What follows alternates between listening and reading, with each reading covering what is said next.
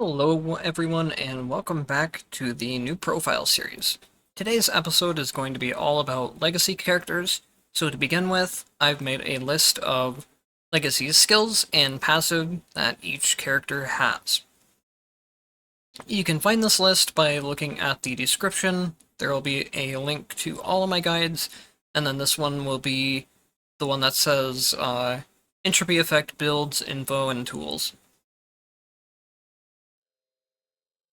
So when it comes to thinking about legacy skills and passives, these are something that you'll basically gain one of the character's skills to use as a sort of assist throughout the run, and then you will also gain their passive, or something that's similar to how their default passive works. When it comes to using these, for the most part, they're something that are kind of just preference. You can use whichever ones that you feel like are fun, or whichever ones work well with your character. There aren't too many cases of things that really stand out here as being better than others.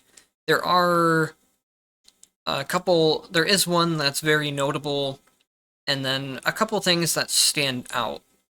So to begin with, let's talk about which one is the actual one that can pretty widely be considered just being the best, and that is Jin. There's a combination of his legacy skill itself. His first one is very strong. Freezing enemies for 3 seconds gives you a lot of free time to get in damage on bosses, and then his time stasis also kind of does the same thing.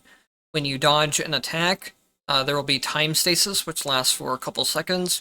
Enemies move and attack slower, but more importantly, you have full invincibility, so you can just run through attack patterns during this, or get damage in for free, basically. The one character that can't use time stasis is Hakumen, because his moves have invincibility frames instead of dodge frames. There's a difference between the two in this game, and one of those differences being that invincibility frames can't trigger things that say when dodging, such as time stasis. So as long as you're not Hakumen, then taking Jin is never a bad idea.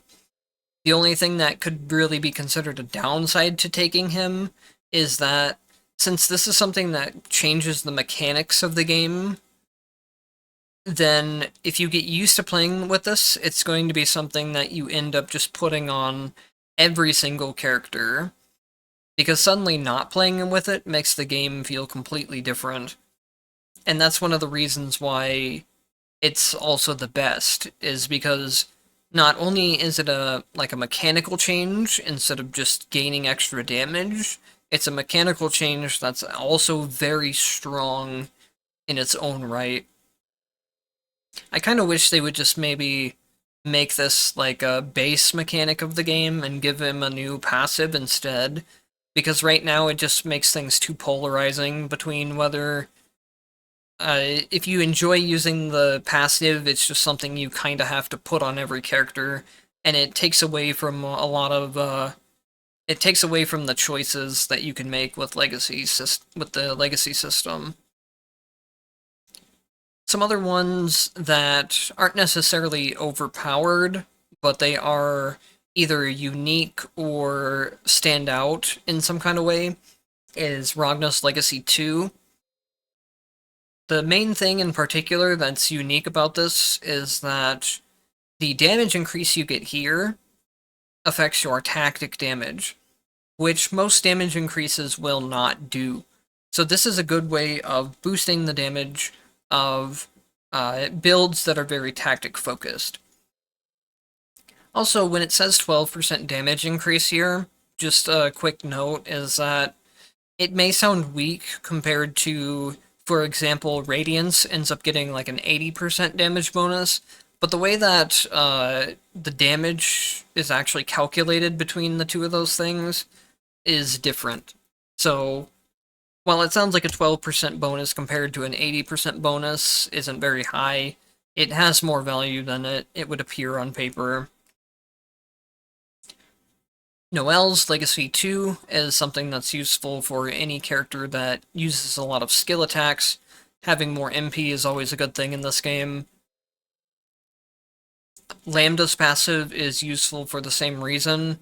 It's a little finicky about how the passive actually works. Basically, you need to knock enemies, or you need to launch enemies up into the air, or you need to be like knocking them off of platforms so they fall from a certain height.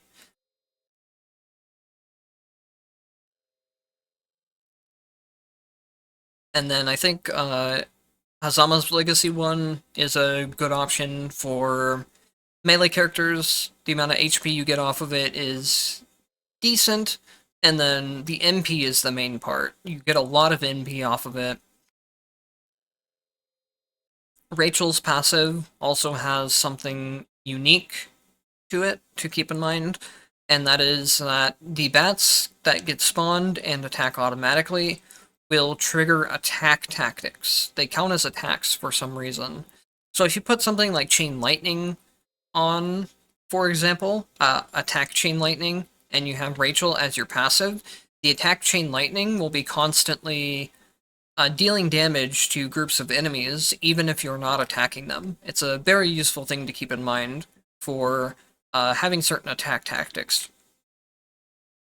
Hakumen's Legacy 1 is a good defensive tool, and then it's just kind of another one of those things you can put on any character and make use of it. It doesn't require any kind of situational effect or anything like that. And that should be it. Yeah, that's it for things that, not necessarily things that are better than others, but aside from gens, the ones I listed were things that did something unique instead of just like dealing damage in an area, increasing your damage. A lot of things are pretty generic when it comes to that, where it's just increase damage or deal damage in a certain way. So you don't need to worry about a whole lot when it comes to picking these. I would say more or less just pick which ones that you find fun to use or seem like they would synergize with your character well.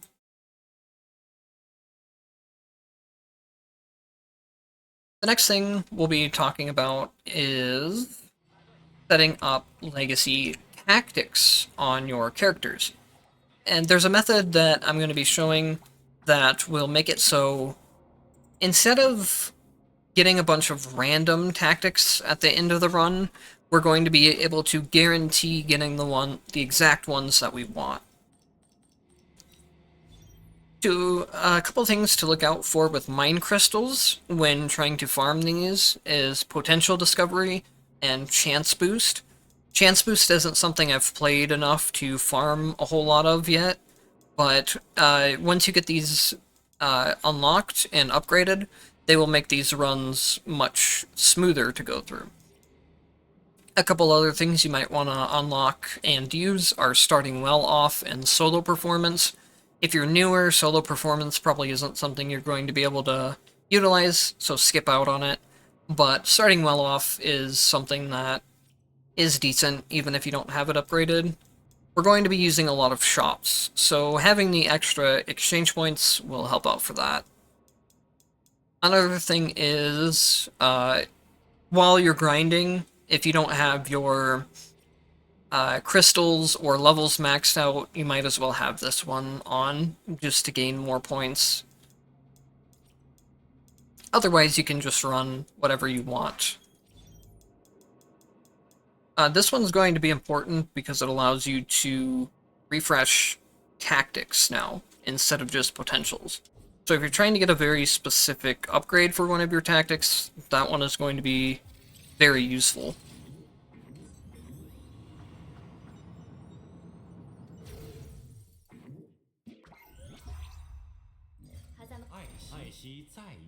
So when we take a look at my legacy selection screen here, you can see that all the characters I have set up have very good synergy between the two effects that they have on them. So we have Attack Lightning with the upgrade for it, same thing with Skill Cold and its upgrade. None of my characters here have an issue of, like, it has two random upgrades that aren't even for the same tactic, or it has, like, the base tactic and a random upgrade, which it'll end up happening a lot if you're playing the game quote-unquote normally, unfortunately. I don't really like the way they have the tactic inheritance system set up, because you just end up getting too much random things that don't synergize, and then to kind of deal with that, you have to do these runs where you just kind of cheat the system instead. But anyways, what I like to look for when setting these up is I always want the basic tactic itself. So like Skill Cold, for example. I don't want just 2 upgrades for Skill Cold. I want to always start with it. That way I never have to deal with the RNG of something like I play a run and it's just never giving me ice spaces. Additionally, on top of that, your character's always at its weakest point at the start of the run when you have no potentials. If you're late into a run and you have a lot of potentials, then you can carry yourself even from bad tactics. But if you have a weak start of the run, then it makes things much more difficult. So I like to always have all of my inherited effects active immediately. So that's why I do something like base and then one of its upgrades. Another thing you might want to consider is making the characters standalone is what I would consider. So for example, if I take this Rachel, her tactics will work no matter which character I put her with. And same thing with the other one. None of these tactics are reliant on anything else in order to work. The Summon Ice Spikes and the Freezing Blade will always be strong on its own, and it'll be active as well. You also may want to consider, though, if you do want to get more in-depth with things, you can make 2 characters that synergize with each other. So in this example, this is a build that doesn't start working as well until it has Fire Spirit Detonation, Dash Burn, and Fire Spirit Assist. Those 3 are all necessary to make the build start dealing good damage. So what I've done is set up 2 characters that have synergy with each other. It makes that build work right from the beginning. So there's 2 different ways you can go about things. One thing I would suggest is, if you know you're going to be farming out some of these, I would suggest maybe looking for some characters like this Rachel that I have set up with Summon Ice Spike and one of the Ice Spike upgrades. The Penetration one in particular is very good. It makes it so much more efficient at clearing out enemies. And then Skill Lightning or Attack Lightning are another good option for being able to farm the runs themselves a lot more quickly.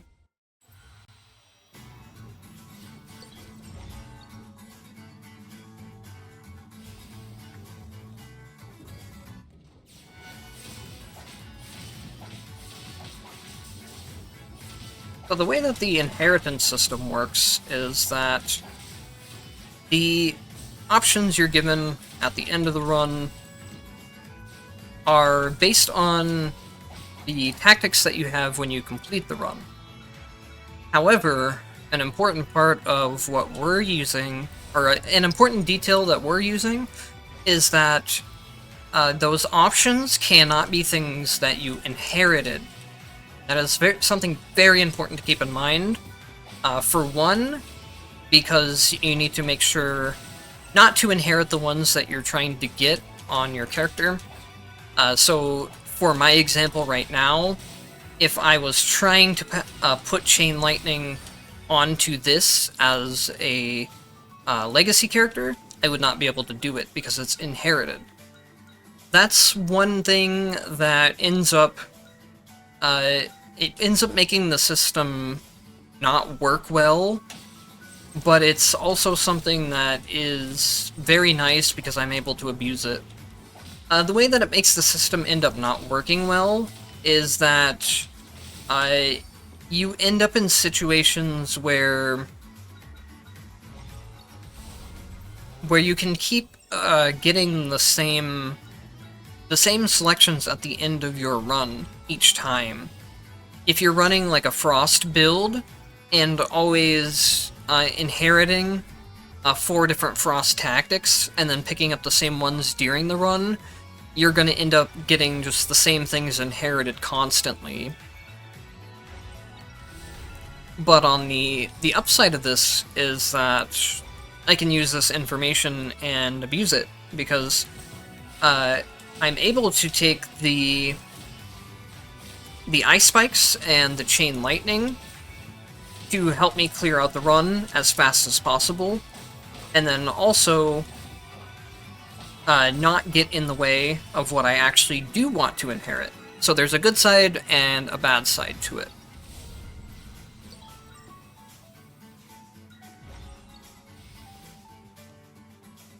So what you want to do as you're playing the run is only take tactics that you want to pass on. Do not take any additional ones. You can hold a button in order to sell any extra ones that you see.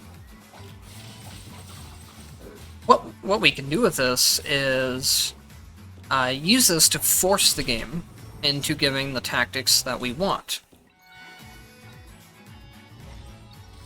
So for example, I have my 2 legacy tactics that I inherited, and remember that these will not count towards being inherited again. And then I have the Cold Attack and Frost Burst right now. If I win or lose the run at this point, the game has no choice but to give me these 2. It cannot give me anything else because I have not picked up anything else in the run. If I were to start filling up like a lot of my dash slots and my legacy slots, it adds a lot of extra stuff that I don't want. So instead we just sell all of that stuff.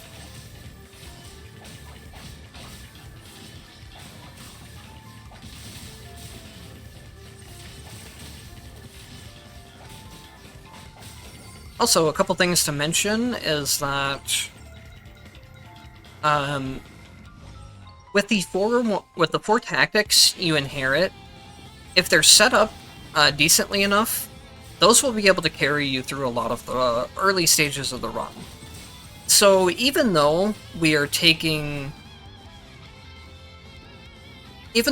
up a lot less tactics throughout the run, we're still going to be a strong enough character in order to complete the run pretty comfortably. 30 Entropy isn't something that's too difficult, as long as you're not increasing enemy HP or damage. The bosses do get a little more tanky, but other than that, it's not too difficult to clear out.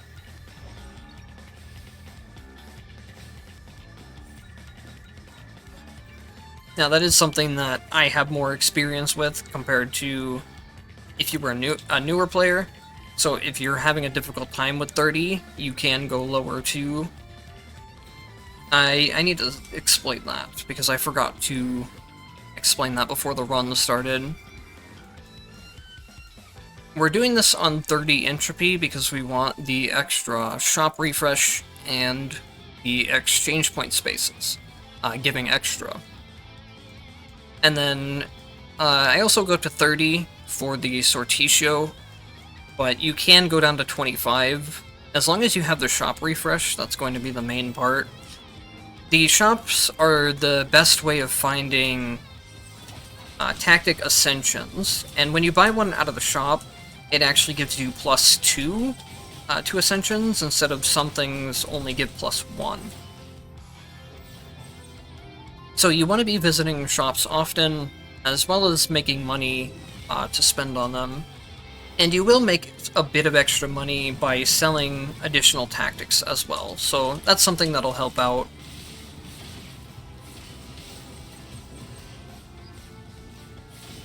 You can buy potentials in the shop, especially if, like, you really need to get to certain potentials to make your character start feeling strong or better to play. It's not a big deal to spend on some potentials, but you want to try to spend as much of your money on the tactic ascensions as possible.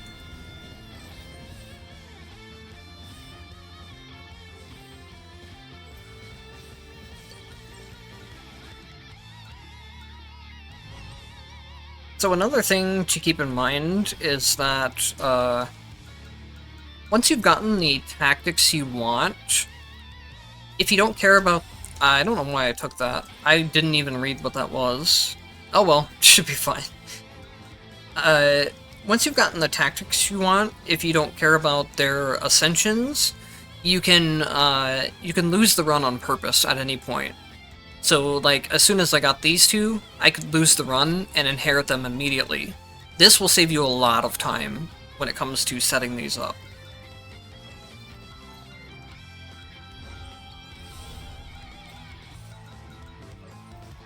I'm really not getting lucky with ascensions, and that's something that will just happen.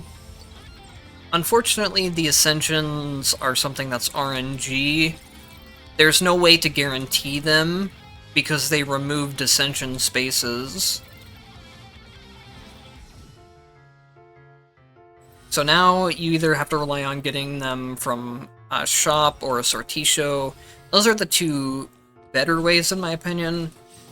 You can get them from events, but events are way more random.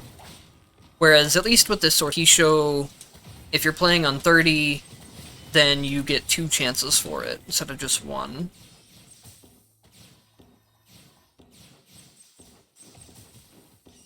But yeah, basically what you do from this point on is just keep playing the run and try to get your tactics ascended.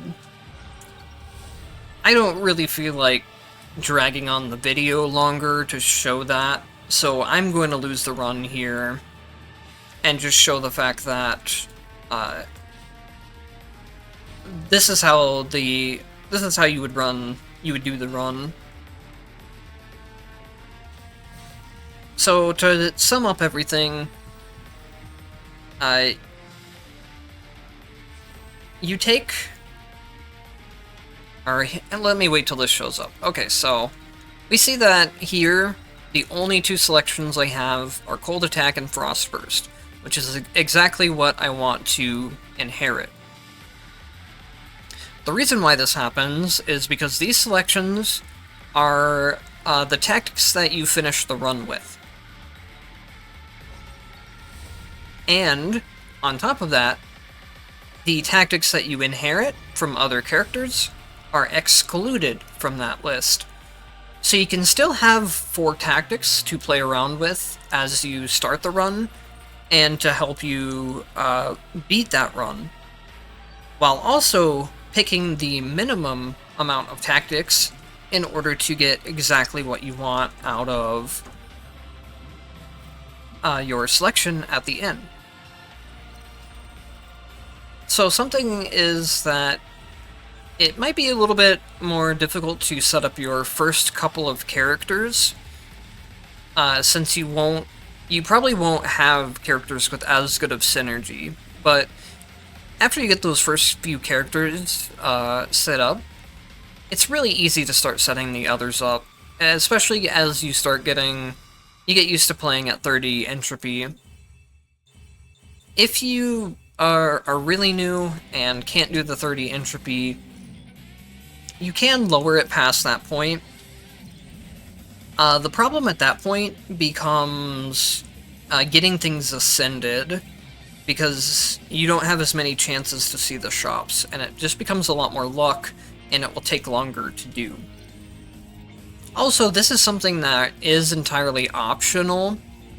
I feel like it's very powerful and very useful, so it's something I kind of recommend doing, but at the same time, I understand that